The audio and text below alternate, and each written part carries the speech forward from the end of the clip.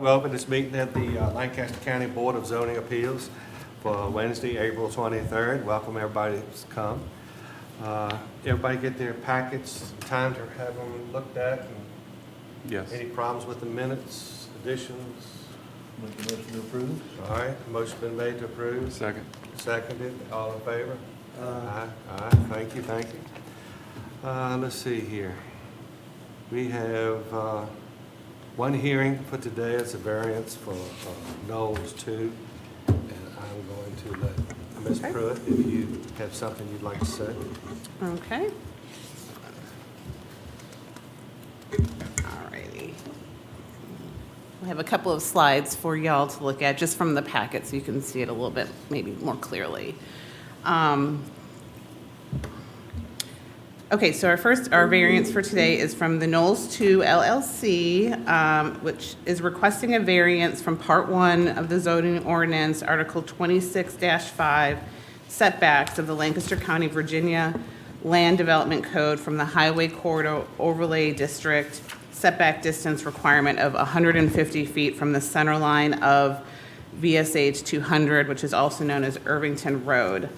The owner requests a 105-foot setback distance from the center line of the road in order to construct a single-family residence on the property known as tax map number 34-94H on Knowles Drive, which is actually Lot 1, which is off of Route 200 in District 4.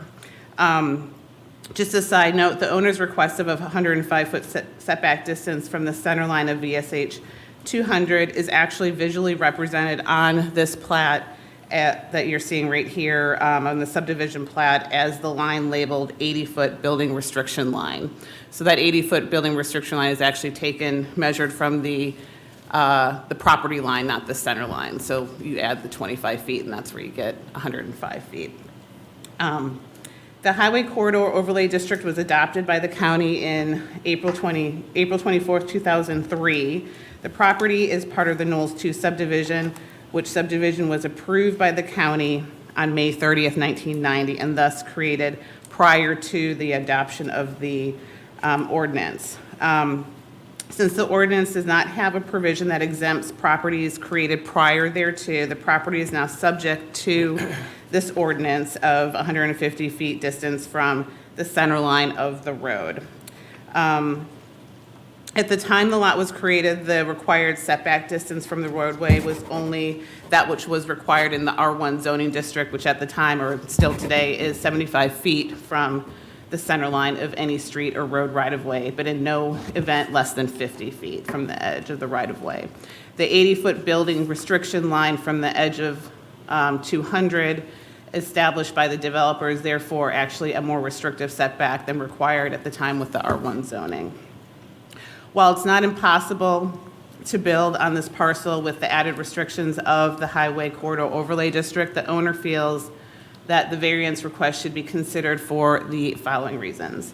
Due to the shape of the lot and the existing setbacks, the buildable area is significantly reduced, which is what you're seeing on this particular slide. So just very approximately, I created what that building area would look like using the road setback with the additional setbacks of the side and the front of the property. Considering that the Highway Corridor Overlay District was not in effect when this lot was created, thus not accounted for when designing the subdivision layout, the ordinance is an unreasonable restriction on the property. The 80-foot building restriction line more than satisfies the current underlying zoning of R1 with the existing road, the 75-foot roadway setback that's required in R1. The covenants and restrictions of the subdivision require at least 2,000 square feet of living space, excluding porches, garages, etc., making it challenging to design a house that meets all of the zoning, septic, and subdivision requirements and yet is comparable to others in the subdivision and surrounding area. The next slide here is just simply showing you just a basic distance between what is required with the current setback, which is on the left, the 150 foot, what that distance kind of looks like from an aerial perspective. And then this, on the right is with the requested variance, what that difference would be there.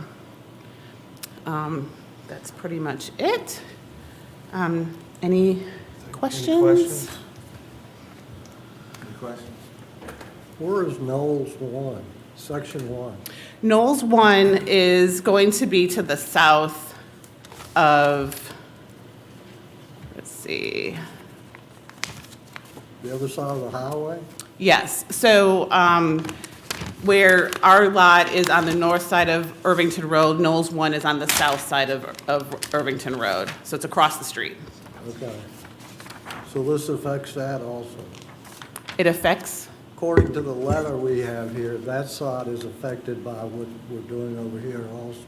that is the, you mean the public comment that you received? Right. Yeah, that is from the folks across the street having, noting some items that they're having an issue with, one of which is being the drainage that comes to their area. So is Knowles 1 where all those houses are already built on the other side of the road? Yes, sir. Okay. I would like to point out that the drainage pattern there is existing now, and this application does not have any planned changes to that drainage pattern. There's a pipe that goes underneath 200 that's picking up a little bit of ditch water there, as well as Lot 1's drainage from the front half of the parcel.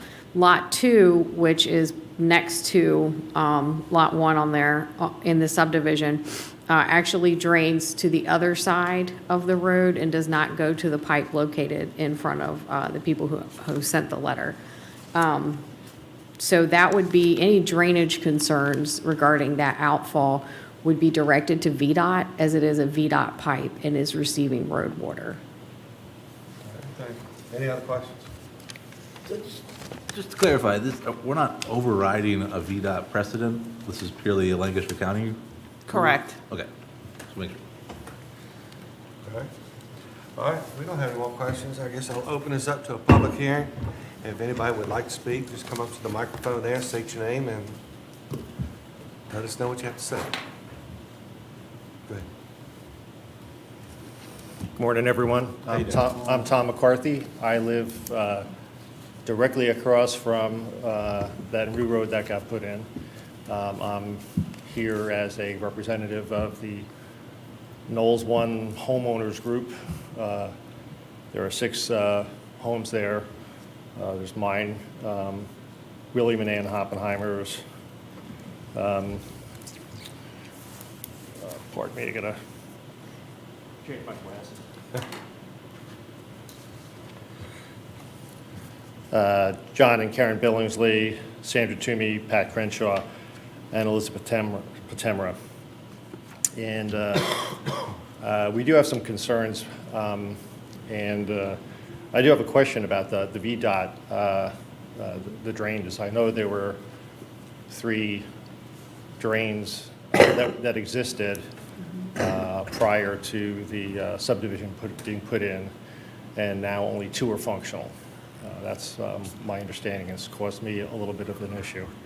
So I'd like to read through. Actually, I sent a letter to Andrea with all the comments, and I could go through all of the points that are made in the letter. If you'd like me to do that, that's fine. If We you each would got a like to copy. provide me with just questions you have about the comments, that would be fine as well, to save time. Do you have any questions about the public comment again? Mr. Chairman, Mr. McCarthy? No, I think I understand it. Okay. Any questions? These are the people across the road. Correct. That subdivision was Yes. built quite a while back. Ms. McCarthy's representing them. Right, yeah. I'm very familiar with that. No question. Yeah, we have a number of concerns, primarily the access to and maintaining the drain pipes and the septic fields across the way there in the back of Lot 1 and Lot 2. And also the result of the change in the drainage in that area, because that actually has impacted my lot I've had an issue with extra water, sediment, and erosion occurring because we've gone from 3 drainage pipes under Route 200 down to 2. So the original drainage design has been changed via the subdivision. And when you go from 3 drain pipes down to 2, that means you're increasing the volume of water that's going into the pipes of the 2 remaining pipes. That has impacted me, and it's caused me financial hardship. I've had to rebuild my driveway because of that, and I don't think that was accounted for in the change of ground and flood water drainage in that from the subdivision over to Carter's Creek. The other issue, I guess, is primarily Carter's Creek is very close. It's only approximately 60 feet from the center line of the road. So there's that sediment and erosion problem there as well.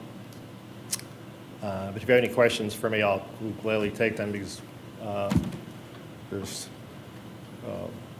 a whole list there of things. Okay, I appreciate any questions. No, No? Okay, Thank you very much. fine. You wish to say anything? He's good. Ty Brent, I'm the applicant.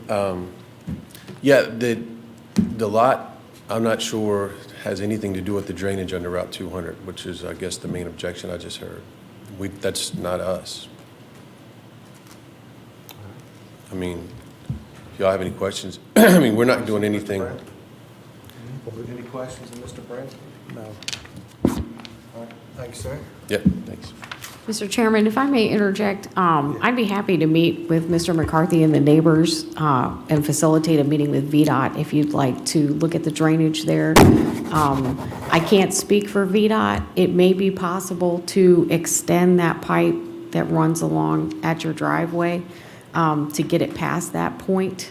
I don't know if you've already spoken with VDOT about that. But we could maybe take a look at that and make sure that things are working properly and see what their feedback would be, since it's receiving road drainage there. That's a possibility if you'd like to meet about that. All right. I'd like to make one comment on this gentleman's comment about it has no effect on the erosion. It does have an effect on the erosion, and it's simple cause and effect. You know, I've lived there for 7 years. Jimmy Carter built the house 43 years ago. When I built the house 7 years ago, there was no issue with any of the drainage, sediment, or erosion. So that's 43 years, but only since the subdivision being put in has there been a problem. That's been just, I think, 3 years ago when the road was put in. And the evidence is clear. I mean, I had a washout caused by flood water, just a normal drainage come through, and that cost me a lot of money. So the water's coming from somewhere. It's not, you know, and that only occurred in the past 2 years or so. Thank you. All right. Glenn, do we have anybody online? No, sir. All right. Anybody else? All right, I'm gonna close this part of the meeting. So you're saying part of the drainage from this section 2 comes under the road to where section 1 is and is creating problems, drainage issues over on section 1? Well, actually, Lot 1 that this gentleman refers to, there's actually, right at that point, was the second of the 3 drains. There were 3 drain pipes under Route 200. At Lot 1 and 2 would be the first and the second drain pipe. It's been revised. That second pipe has been blocked off, and the flow of water routed to the 3rd drain pipe, which impacts my property. So that change near Lot 1 has affected me and has had adverse impact on my property. We didn't do anything with pipes, and lot 1 is still wooded, we haven't touched it. So I don't know how anything's changed over 43 years. Let me explain this I don't again. get into this in public session, We're not, but- we're not, I'm he's not here asked to you a debate question, it. So we'll just answer this question, All right. and we're gonna move on. If you, All right. are you satisfied with the answer you got so far? Yes. Okay. So that, as of right now, unless we have another question, we've already closed the public part. Okay, All right, that's thank fine. you. That's all right. Mr. Chairman, if I may make a comment real quick. So the drainage is split on Lot 1, and I'm not sure how it was arrived at, the conclusion to change that piping, but I'm sure that VDOT had their engineers approve it, because that is their process, as well as DEQ. So when we meet with VDOT, we can look into that. But regardless of whether this variance is approved or denied, there will likely be a home built here, and that imperviousness is not really going to change.